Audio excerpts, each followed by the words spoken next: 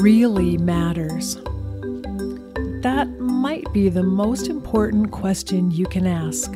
So let's talk about it. Welcome to What Really Matters podcast, Everyday Spirituality with Karen Wyatt. Today I'm going to be discussing with you the shadow, and I believe this will be the first of probably several episodes because this is a really big topic to cover and I would like to go fairly deep into it. But before I get started, I just wanted to remind you that this podcast is supported through my page on Patreon, patreon.com/EOLU. That page supports this podcast and my other podcast, End of Life University, by the small donations that listeners like you make on either a monthly basis or some are making an annual contribution toward the podcast, which just helps me defray the expenses I incur in keeping this podcast on the air. So I just wanted to let you know about that page. If you're interested in being a supporter, you can go to patreon.com/EOLU and learn how you can sign up and join the team. So I wanted to go back to last week's episode. We talked a little bit about why death awareness is necessary for spiritual growth.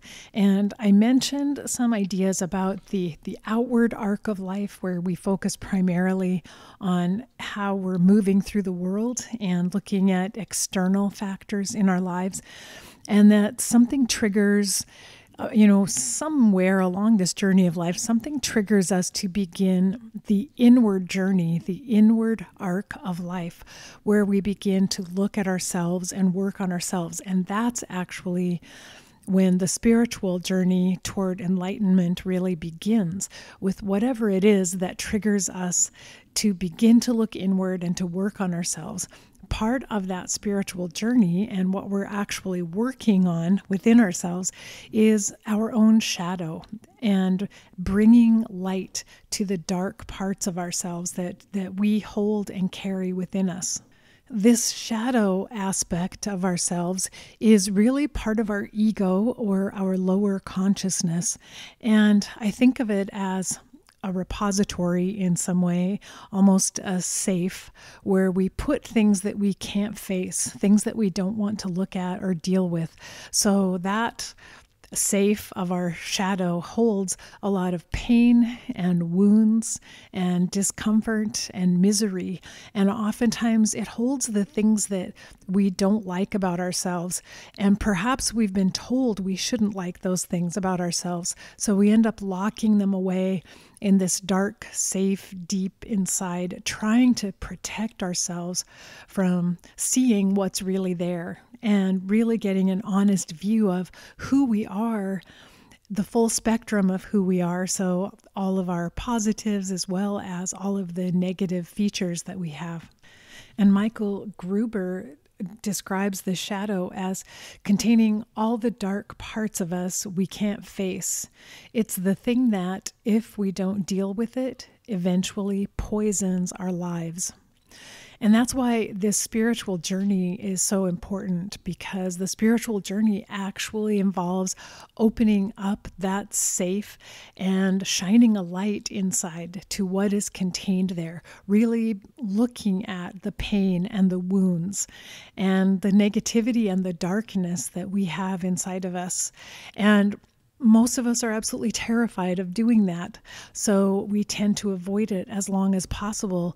But it's that inflection point, that critical event or experience that happens in life that turns us onto the inward arc, that forces us to begin to look within and examine the shadow and begin to heal some of the old pain and some of the wounds that we're carrying with us.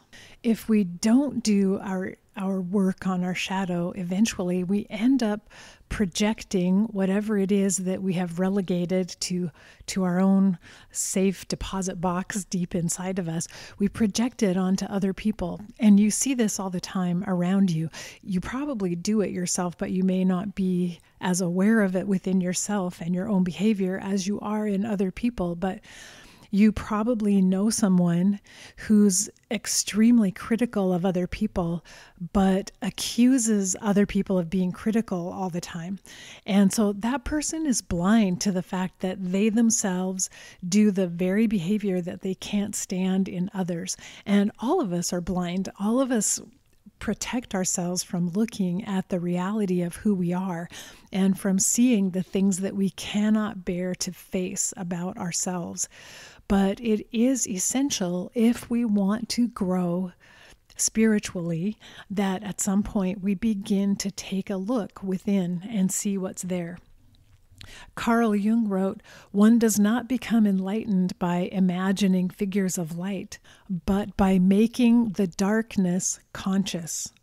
The latter procedure, however, is disagreeable and therefore not popular." And Carl Jung is very right about that. Many people refuse to go on the inward journey, on this inward arc of self-development and spiritual growth, because they simply are not willing, in the end, to look at their own shadow. And that becomes the thing that begins to destroy them from the inside out, ultimately, if they're not willing to do this work. And the goal of shadow work, I just wanted to state it right here so we get this and make it clear, is not to eliminate the parts of ourselves that are contained within the shadow, but to reintegrate those parts, to make the darkness of ourselves part of ourselves again, instead of a part that has been split off and separated, instead of a part that we reject, that we decide is not us, that we don't want as part of our identity.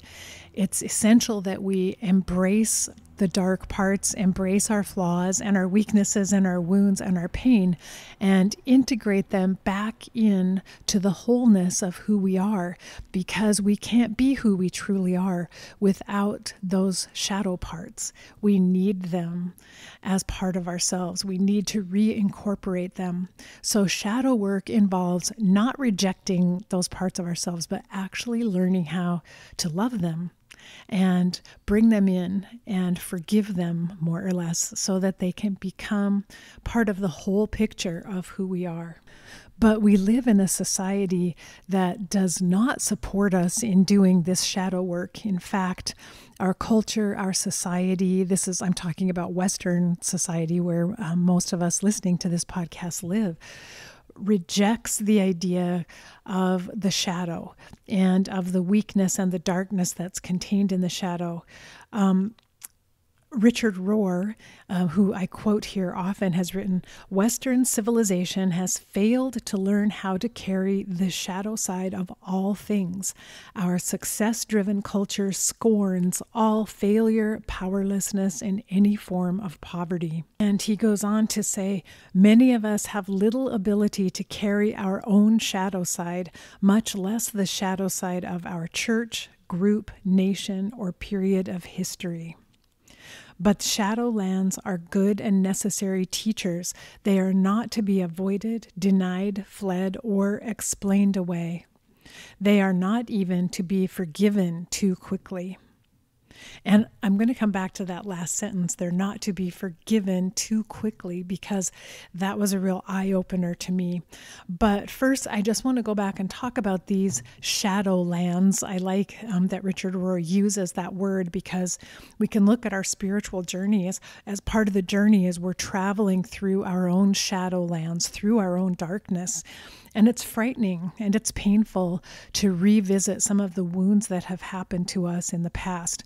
And as an example, I will tell you that I have worked with patients in the past who were sexually abused as children, but completely forgot that that had ever happened to them, because that memory became suppressed and made part of the shadow that was hidden deep and far away.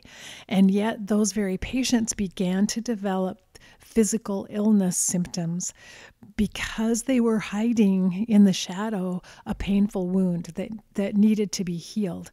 And eventually, when the memory was able to come to the surface, and they had to be psychologically strong enough before those memories could come to the surface. But for those patients, when they were able to remember the trauma they had experienced and actually go through the process of healing it, their physical symptoms disappeared. And so while they had been traveling down this path of trying medical treatments and medical cures for the symptoms that they had, nothing ever helped them. It was only after looking at the shadow and doing the work, shining the light, healing the wound, and loving themselves and loving their entire lives, no matter what trauma had happened in the past, that it's only when they had been able to accomplish that the physical symptoms went away because they weren't needed anymore. Those physical symptoms were like warning flags coming up saying there's something wrong deep inside that you must look at, you have to deal with, or as Michael Gruber said, it will poison you and it will destroy you from the inside out. It will destroy your physical health and your emotional health and prevent you from growing spiritually if you don't come to a point where you have the courage to look at it. So that's why doing this shadow work is so essential. And one thing I want to assure you is that if there is a repressed memory that you're carrying that has been too painful, that is too shattering, that you have not been able to carry in the past, it does not come to the surface until you are able to carry it. And so some people I've worked with have a lot of fear around even beginning to address shadow, a fear that some memory will come up that will overwhelm them and destroy them. But I've never seen that happen. The memories don't return to us until we're ready to look at them, until we're strong enough, and until we've done enough other work. And not all of us have traumatic memories that are stored in our shadow safe deposit box either. So it doesn't necessarily mean that there will be painful memories that will come up. It may just be behaviors of ourself that we don't like, that we can't bear to admit that we have, and weaknesses and flaws that we don't want to see in ourselves. That may be where we start, and that may be all that we find that's there in the shadow. So I want to reassure you, if you are feeling fear about doing this work and entering into your own shadow and darkness, take it slowly, take it gradually, but trust that you will be able to manage whatever you are able to see, because you won't be able to see it if you are not ready for it. And so in the next few episodes, I'll probably talk more about how we look at the shadow and some practices we can do around that. But I wanted to emphasize again what Richard Rohr said, that the shadowlands are good and necessary teachers. I think that's a good mindset to have as we begin shadow work, to view it as a time of learning and a time of being taught by our own darkness within us, things that we need to know about ourselves, and to begin to see the darkness not as fearsome and terrifying, but as a place where there is the potential for rich wisdom and knowledge. So this is a good time to think of the metaphor of the lotus flower, which you may know grows from the mud, only from mud. It grows in these swampy, marshy areas that have a lot of mud at the bottom, and the lotus flower begins to grow up through the mud and through this murky water. And the blossom of the lotus is completely covered by protective petals, protective leaf petals that keep it tightly closed until it reaches the surface of the water. So it grows up and up and up through this dark, murky, muddy water until it reaches the surface. Once the blossom has broken the surface of the water and is touched by the sunlight, the blossom then opens, and it will open in the morning. It rises up above the water in the morning when the sun's available and opens to reveal these incredibly absolutely beautiful petals of the lotus blossom that comes in many colors, but I love the pink ones myself.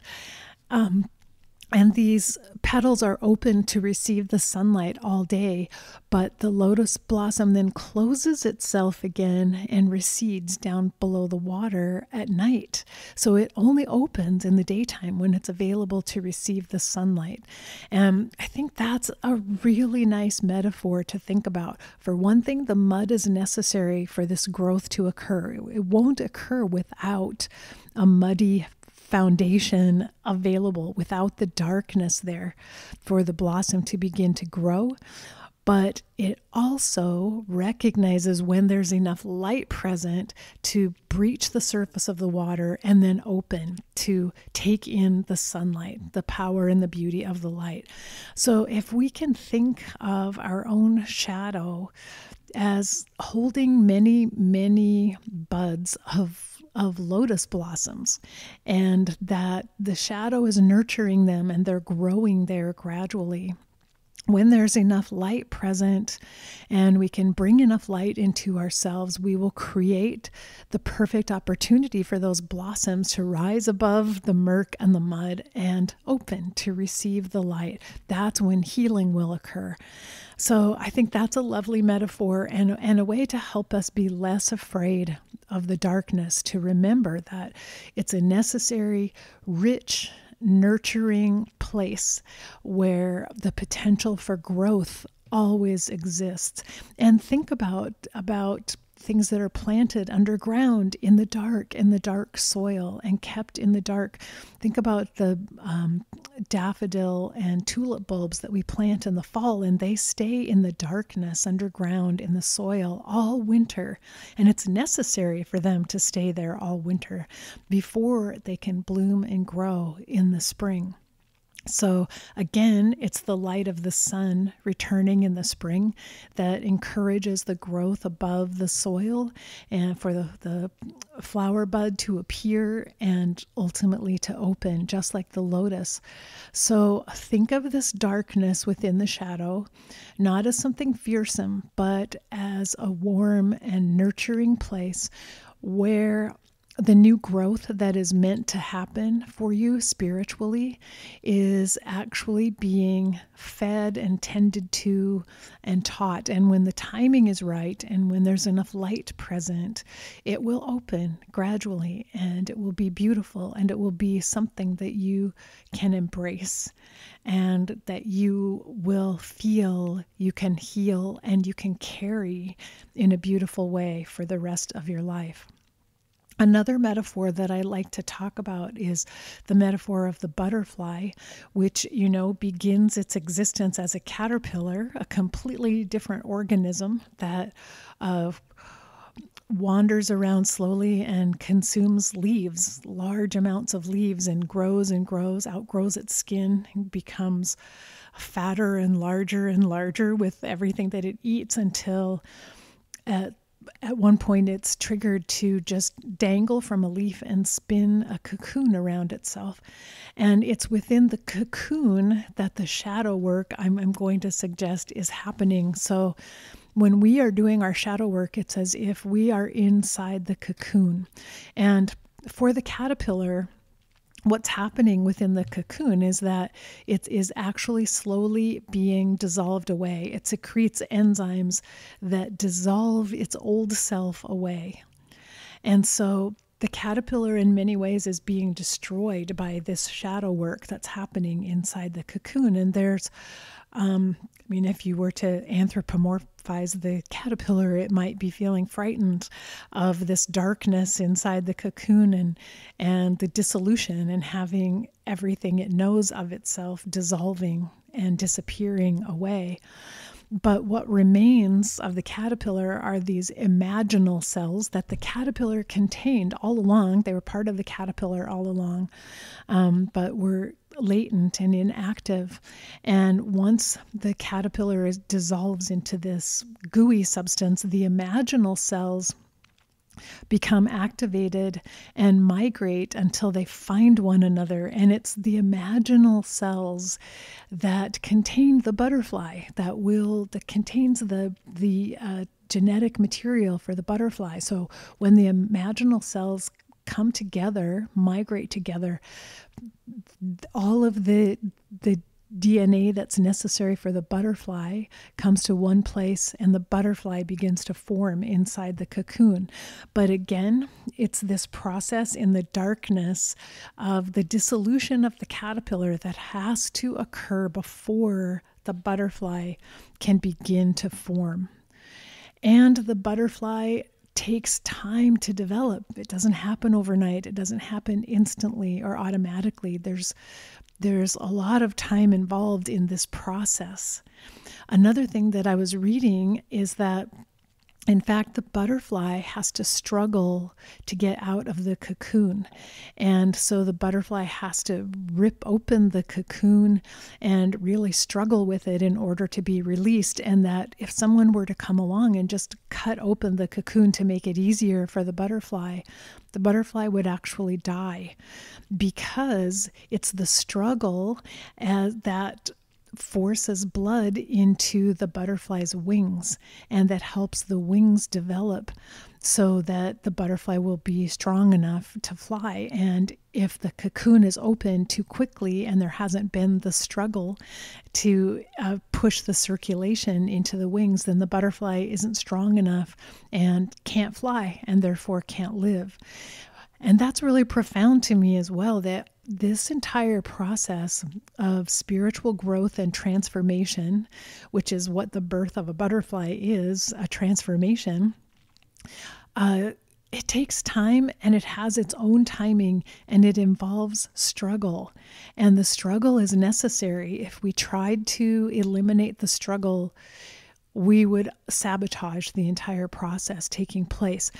That's where I think we have gone astray as a society, is that we have had the desire to eliminate as many struggles as possible in life. We've tried to make life easy and tried to free ourselves of any of the suffering of life and free ourselves from the pain and the discomfort of life. But the reality is those struggles are essential if we're going to be strong enough to transform into who we're meant to be, into our full and complete selves. And so the struggle in the darkness, inside the cocoon, in the mud of the marsh, underground for the tulip bulb, the struggle that we go through and experiencing the darkness and not being able to see through it for a time is all necessary and all essential if we're going to grow to become our best and highest selves. So the spiritual journey, much of it takes place in the darkness. And that is the most essential fact we can remember about our spiritual growth. As Carl Jung was saying, it isn't all about lightness and angels and hearing beautiful music. It is about getting dirty and down in the mud and feeling the discomfort and going through some fear and pain and some worries and not knowing where we're headed and not having all the answers. We do have to allow ourselves to go through that process if we want to truly transform, if we want to truly grow spiritually. So this idea of doing shadow work, in many ways, once we begin that inward arc, once something wakes us up and we feel compelled to start looking within ourselves and working on ourselves, we're already on the path toward looking at our own shadow. It's already happening, and it will come up almost naturally and automatically. But there are some things that we can do to help ourselves with shadow work. First of all, just understanding the process, not fearing it, not trying to run away from it when it begins to happen within us, and not reject it. And so to be prepared that shadow issues will come up. And there will be times I myself have had numerous experiences where in the midst of a conversation, it's as if I stepped outside myself and looked at myself and thought, oh my goodness, I don't like who I am right now. I do not like what I just said. I don't like myself. I'm not a very nice person. And it was like the first time I had ever seen a certain quality within me. And that was coming up from my shadow. It was like coming into my awareness about myself. And that gave me the opportunity to say, why did I say that? Why did I behave that way? Where did that come from? So that's when my work could truly begin. As soon as I saw myself and saw something, that was the light coming into the shadow and exposing something that had been hidden there. Then I could take out my journal and start writing about it and start looking at that. Like, where did it come from? What is this that I've been hiding inside of me, and why I need to recognize this about myself? Because something needs to heal so that I can reincorporate this behavior in a more positive way and make it become a good part of who I am instead of a part of me that hurts other people. So as I'm saying, once you begin the inward arc of your spiritual journey, you will start having experiences like that. And it's important that you recognize what's happening and you be willing to look at yourself honestly and to feel the pain of seeing who you really are and seeing your own flaws and weaknesses, and then also working on them, writing about them, thinking about them, forgiving yourself for them. So this is part of what this journey is about. It's rich and deep. There's so much to be learned here. And so I think we will talk about it multiple times because I really want to stress how important it is. And again, because in our society, you don't hear this very often. Not very many people are teaching you how to do your own shadow work and how to look at your painful self that you are afraid to see. So I really want to dwell on that for a while and go over it. But I'm going to return to that statement that I told you I made a big impact on me this week from Richard Rohr, which was, but shadowlands are good and necessary teachers. They are not to be avoided, denied, fled, or explained away. They are not even to be forgiven too quickly. It was that last statement, they are not even to be forgiven too quickly, that really made an impact on me, because I realize in my own spiritual practice, I place a lot of importance on the idea of forgiveness, and I'm constantly trying to forgive, even forgiving in the moment, little things that happen, forgiving very quickly because I value forgiveness and I feel it's a really important step to take. But Richard Rohr reminded me that perhaps there is value in letting the lotus blossom sit in the mud as long as it needs to, letting the tulip bulb be underground for an entire winter, letting the larva of the butterfly remain inside the cocoon as long as it takes.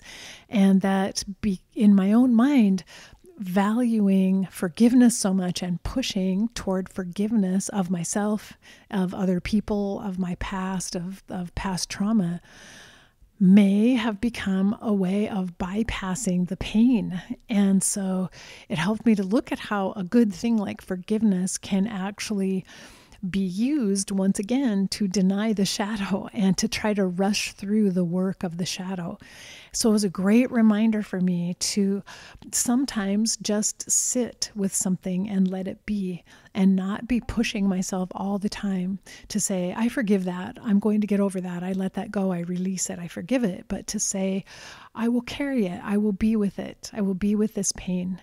And I think that that's a much better stance to have and a much better practice. And it helped me realize that even my desire for the goodness of forgiveness is another way of denying the shadow or trying to rush through the shadow and the pain of it in a way. So that's why that statement was really profound for me this week. So I've been reflecting on it a lot and observing myself and thinking about it whenever I feel like I'm being a little too quick to forgive something within myself, that it's okay. I don't have to carry hatred or anger, but if I push too hard for that positive release of forgiveness too quickly, there might be things I still need to learn that I haven't received yet. So I'm working on just being able to hold what's there and carry it with me and carry the shadow and receive all the teaching and the nurturing that's available from the dark times and the shadow before I move on to bringing in to the light of forgiveness. So that's what I wanted to share with you. And before I go, I have a practice that I'll share with you. It's called the Guest House Meditation, and it's based on a poem by Rumi called The Guest House. And I think this is a really good thing to do as we're looking at the shadow. So I'll read the poem first. This being human is a guest house. Every morning a new arrival. A joy, a depression, a meanness, some momentary awareness comes as an unexpected visitor. Welcome and entertain them all, even if they're a crowd of sorrows who violently sweep your house empty of its furniture. Still treat each guest honorably. He may be clearing you out for some new delight. The dark thought, the shame, the malice, meet them at the door laughing and invite them in. Be grateful for whoever comes, because each has been sent as a guide from beyond. And so for this practice, begin by sitting in a comfortable position. Close your eyes and take some deep breaths as you relax into this exercise. Imagine your inner world as a large house with many rooms and a large front door. When you feel ready, open the front door and welcome in the guests who have been waiting outside. Observe each guest and identify who has come to call on you today. Is it sadness, regret, envy, anger, fear? Note any positive visitors who have come as well, such as laughter, hope, gratitude, or peace. Allow each guest to enter and find a place inside. Greet all of your guests and invite them to stay as long as needed. Sit quietly and observe your guests as you continue to take deep breaths. Make note of any strong reactions occurring or emotions arising. Commit to looking at them, if not now, then at some time in the future when you feel strong enough. End the meditation by opening the door again and allowing your guests to leave freely. When you feel ready, open your eyes and write in your journal about this experience. Which guests arrived at your door? Were they willing to come in? If so, how did you feel when they came into your house? How did they behave? Were there any problems or disturbances that arose? How do you feel now after doing this exercise? Was anything cleaned out of your house? What else do you need to look at? What were your guides showing you today? So that's just a little guided meditation that you can use, a practice you can use if you want to do some shadow work. And I like this idea of we don't even know what's in the shadow and what will come up, and viewing our own shadow as a guest house where visitors come to the door and they're strangers to us at first, and it's the unknown. We have no idea who will show up. But welcoming whoever comes and being ready to allow them in and to allow them to teach us whatever they have to share. I think that's the attitude we need to have as we're working on our own shadows. Trusting once again that no one's going to be at the door who's going to destroy us. Only those will come who are ready to teach us something that we can learn from. And we might be scared and it might be painful. Oftentimes it is painful to look at who we are. And it's painful when we realize, oh my gosh, I'm just like that person that I can't stand. I just behaved in the very same way as that person. And it hurts when we have to see these truths about ourselves. But as soon as we can, for one thing, not only will we be able to love ourselves more deeply and thoroughly, but we will stop projecting onto other people. We will stop hating other people for having the tendencies that we dislike about ourselves. And it's refreshing, and you will feel a lightness about you, and it will help you relate to other people more easily once you begin to do this work. So I encourage you to spend a little time thinking about your shadow, thinking about being the lotus in the mud, or the tulip bulb underground, or the butterfly larva in the cocoon. And remember that there is something more. There is something coming in the future, but we just can't rush there. There will be light. There will be growth. There will be incredible transformation, but we can't rush there. We have to do the work that we need to do now before we get there. So I'm here in this podcast to share with you what I'm learning on my journey, and that's what I've committed to do. I'll tell you honestly what I'm facing and what I'm looking at in hopes that it will be helpful to you. So I want to thank you for tuning in and joining me on this path and learning about what really matters in life and everyday spirituality. And until we're together the next time, remember that the most important thing you can focus on in this lifetime is love. So face your fear, be ready for whatever life brings you next, and then just love each and every moment of your precious life. Bye-bye.